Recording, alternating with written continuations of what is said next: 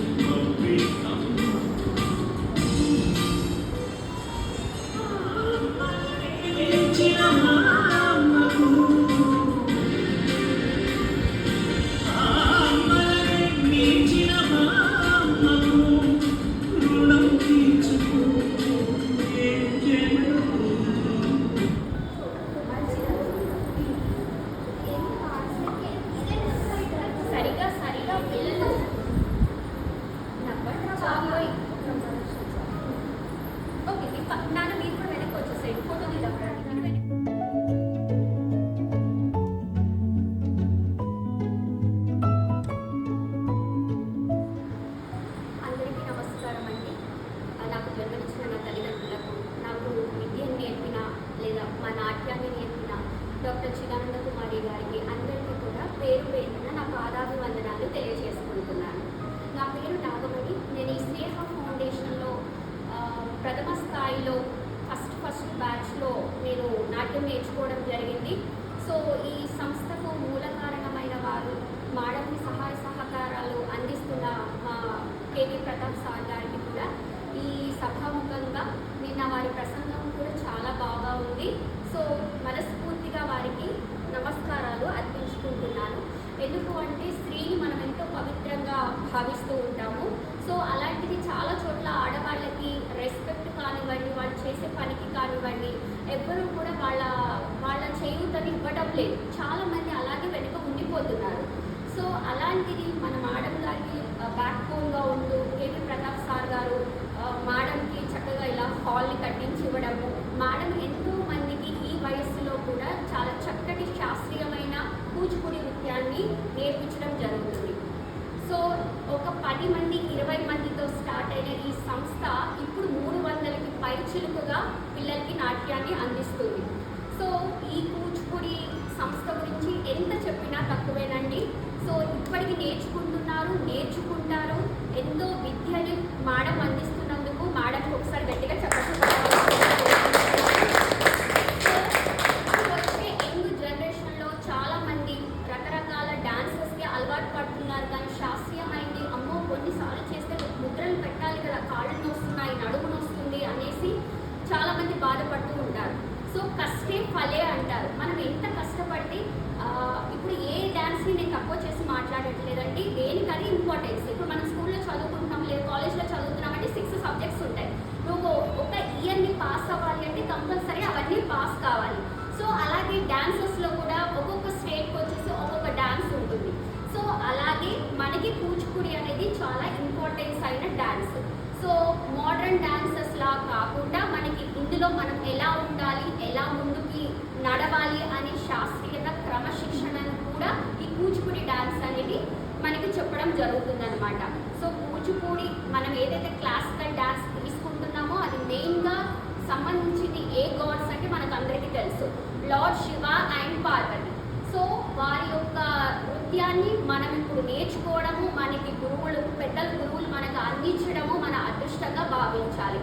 పూర్వం డేస్లో చాలామంది నేర్చుకోవడానికి ఇబ్బంది పడ్డారు. కానీ మనకి ఇప్పుడు ఒకవేళ నేను అసలు మెయిన్గా వచ్చింది ఏంటి అంటే ఒక్క సాంగ్, ఒక్క పర్ఫార్మెన్స్, ఒక్కసారి నా కాస్ట్యూమ్లో నేను చూసుకోవాలని మాత్రమే నేను వచ్చాను.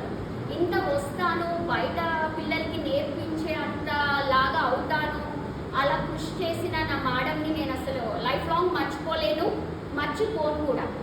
సో నాకు ఇక్కడికి వచ్చాను అంటే ఇది ఒక రూమ్ కాదు, నా మనస్ఫూర్తిగా చెప్తున్నాను, ఇది నాకు ఒక దేవాలయంతో సమానం. ఇక్కడ దేవత అంటే మా గురువు గారు. హాట్ మీద చేసుకొని చెప్తాను, అది చాలా మందికి కూడా తెలుసు. సో నేను చాలా పవిత్రంగా దైవ సమానురాలుగా నా మేడం గురువు గారిని పూజిస్తూ ఉంటాను. సో ఎప్పుడు గురువుని నమ్మిన వాళ్ళకి ఎలాంటి ఇబ్బందులు కానీ ఏవి ఉండవు. గురువులోనే మనకి జన్మనిచ్చిన తల్లిదండ్రులు, మనకి పుట్టుకకు కారణమైన వాళ్ళు ఉంటారు. మనం ఎలా నడవాలి, ఎలా ప్రవర్తించాలి అన్నది కూడా వారు చెప్తూ ఉంటారు. నేను కొన్నిసార్లు రాకముందు చేస్తే నాకు మేడం కూడా చెప్తూ ఉంటారు, ఇలా కాదమ్మా, ఇలా నడుచుకోవాలి అనేసి. సో నేను జన్మలకై కూడా మేడం గురువు గారికి రుణపడి ఉంటాను. అరౌండ్ మేడం చిల్డ్రన్స్తో కంపేర్ చేస్తే నాకు నువ్వు చెప్పొచ్చు అని నాకు ధైర్యాన్ని ఇచ్చి నాకు వెన్నంటి ప్రోత్సాహాన్ని ఇచ్చారు. ఇప్పుడు అరౌండ్ నేను బయట చెప్పడము 100+ చిల్డ్రన్స్కి చెప్తున్నాను. ఇది నాకు చాలా గర్వకారణంగా ఉంది. మా మేడం గారి ప్రోత్సాహంలో అంతమందికి నేను చెప్పగలిగే స్థాయిలో ఉన్నాను. ఒక్కొక్కసారి అనిపిస్తుంది, కొంతమంది చిన్న లెవెల్ 1, లెవెల్ 2 నేర్చుకుని ఆగిపోతూ ఉంటారు. మీరు ఎవ్వరూ కూడా అలా ఆగిపోకండి. ఒక్కసారి పట్టాము అంటే దాని ఎండ్ వరకు, దాని అంతం చూడాలి, అది నేర్చుకోవాలి, ఒక స్థాయి వరకు వెళ్ళాలి. కొంతవరకు నేర్చుకోవడము అది నొప్పి ఇది నొప్పి అనేసి మీరు ఎప్పుడు కూడా నిరుత్సాహపడకండి. ఎందుకంటే మోడర్న్ డాన్సెస్లో ఉన్నంత ఈజీగా ఇది ఉండదు. ముద్రలు పెట్టాలి, మైండ్ కాన్సన్ట్రేషన్ ఉండాలి, మన బాడీ మొత్తం మన ఆధీనంలో ఉన్నప్పుడే అది ఎలా చేయగలము అన్నది మనం ప్రజెంట్ చేయగలం. కానీ మోడర్న్ డాన్స్ ఈజీగా ఉండేసరికి ఎక్కువ దానికి ఆకర్షితులు అవుతూ ఉంటారు.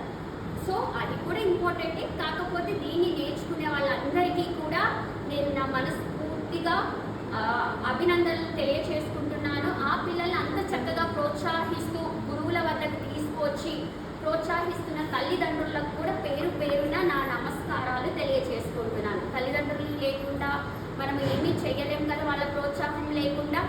సో వారికి కూడా ఈ సభ సందర్భంగా నేను ప్రతి ఒక్కరికి, మాకు ఇంతకుముందు ప్రసంగించారు విశ్వేశ్వర శర్మ గారు, సార్ గారు, కేవీ ప్రతాప్ సార్ గారు, అండ్ అలాగే మన మేడం గారు కూడా చాలా అమూల్యమైన సందేశాన్ని మనకు అందించడం జరిగింది.